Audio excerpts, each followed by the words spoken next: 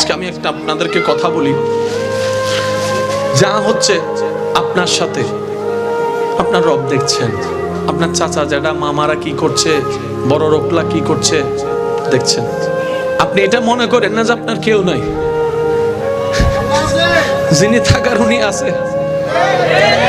ওনার নজর না থাকলে তো নিঃশ্বাসটা চলতো না, ওনার নজরটা না থাকলে তো খাওয়ার স্বাদ বুঝতেন না, ওনার নজরটা না থাকলে তো ডুবটা গোলার নিচে নামতো না, ওনার নজরটা না থাকলে খাবারটা তো ভাইয়া হজম হতো না।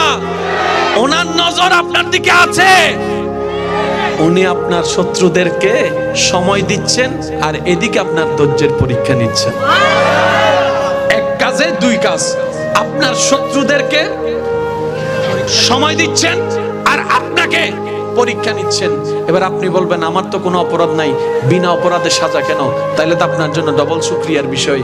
সেটা হচ্ছে আল্লাহ তাআলা আপনাকে 10,000 বছর আগুনে জ্বলার মতো গুনাহ যেটা আপনি করেছেন ওইটা থেকে বাঁচানোর জন্য 3-4 মাসের 3 বছর 5 বছরের একটা দুনিয়ার কষ্ট দিয়ে দিচ্ছেন। সুবহানাল্লাহ। এবার বলেন লাভ না লস?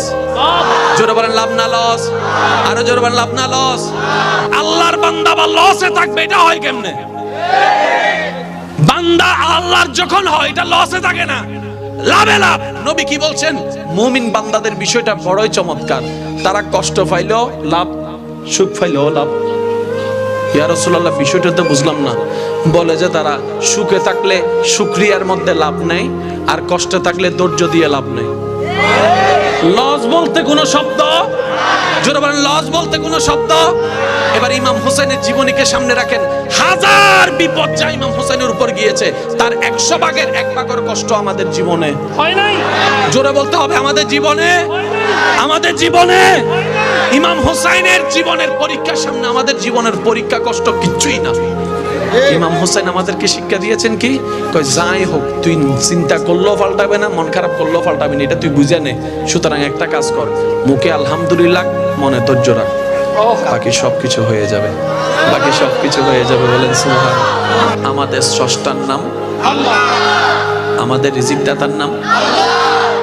এই আল্লাহর অনেকগুলাই নাম আছে। রহমান, রহিম, গফফার, সত্তার, খালিক, মালিক। সুবহানাল্লাহ জোরে বলবেন না? জুল জালালি ওয়াল ইকরাম। কে কে কে? মনে রাখবেন ভাই, রহমান আল্লাহর নাম, কিন্তু রহমানের ভিতর রহিম নাই, রহিমের ভিতর গফফার নাই, গফফারের ভিতর সত্তার নাই, সত্তারের ভিতর জব্বার নাই, জব্বারের ভিতর খালিক নাই, খালিকের ভিতর মালিক নাই। কিন্তু যখন বলবেন আল্লাহ, এই আল্লাহ নামের ভিতর রহমান আছে, রহিম আছে, গফফার আছে, সত্তার আছে, খালিক আছে, মালিক আছে, সমস্ত আসমাউল হোসনা ওই আল্লাহ নামের ভিতরে আছে।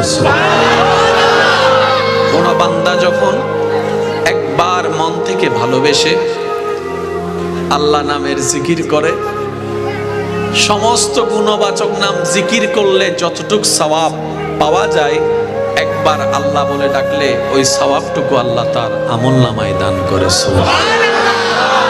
আর একটু বড় করে বলা যাবে সুবহানাল্লাহ। এবার আমি শিক্ষিত সমাজের যে জায়গায় একটু মনোযোগ আকর্ষণ করব, আসমান কি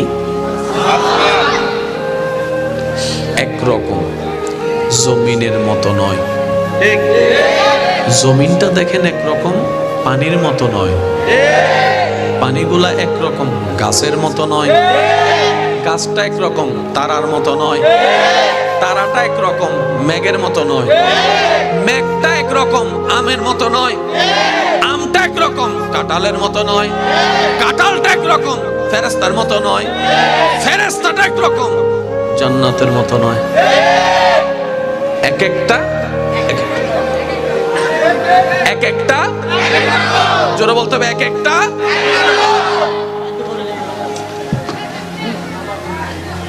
এক একটা একটু নিচ্ছি, কষ্ট নেবেন না।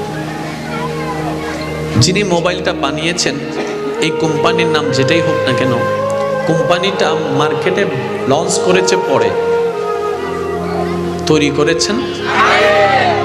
করেছেন পরে, ডিজাইন করেছেন পরে, প্ল্যানিং করেছেন, প্ল্যানিং এর পরে, আলোচনার পরে, সবার মতামত নিয়ে, সবার থেকে স্কেচ নিয়ে, মতামত হাজার কিছুর পরে 100টা ডিজাইন থেকে সবার সম্মতিক্রমে যে ডিজাইনটা বাছাই হয়েছে, ওই ডিজাইনটাই বাজারে মোবাইল হয়ে এটা এসেছে।